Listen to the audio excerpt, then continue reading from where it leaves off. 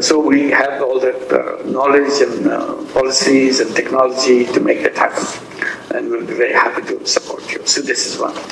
And on other issues is that we'll be very happy to provide the assistance that you need, and I'll tell my colleagues to follow it up.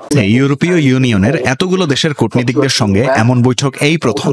অন্তর্বর্তী সরকারের প্রধান উপদেষ্টার আহ্বানে সাড়া দিয়ে ইইউর দিল্লিস্থ মিশনের অনেকে ঢাকার এই বৈঠকে যোগ দিয়েছেন। ডক্টর ইউনূস গতকাল ইউরোপীয় ইউনিয়নের দেশগুলোর রাষ্ট্রদূতের সাথে মিটিংয়ে খুব গুরুত্বপূর্ণ একটি দাবি উপস্থাপন করেছেন। এই দাবিটি বহুদিন যাবত আমাদের সবার চাওয়া ছিল।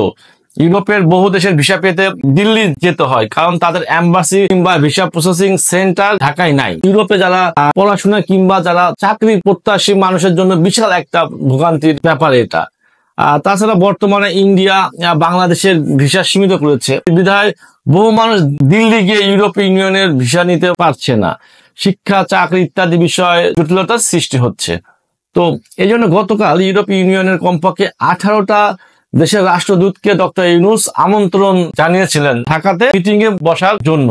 তারা কিন্তু এসেছিলেন এবং ডক্টর ইউনূসের সাথে আলোচনা হয়েছে। তাদের ভিসা সমস্যার কথা তুলে ধরে প্রধান উপদেষ্টা তাদের কাছে প্রস্তাব দিয়েছেন তাদের ভিসা প্রসেসিং অফিস ঢাকায় স্থাপন করার জন্য, কিংবা ঢাকা না হলে অন্য কোনো প্রতিবেশী দেশে স্থাপনের জন্য। ঢাকায় তাদের ভিসা প্রসেসিং সেন্টার হলে এর মাধ্যমে যে বাংলাদেশ এবং ইউরোপীয় ইউনিয়ন উভয়ই উপকৃত হবে, সেই ব্যাপারটাও আলোচনায় তুলে ধরেছেন প্রধান উপদেষ্টা।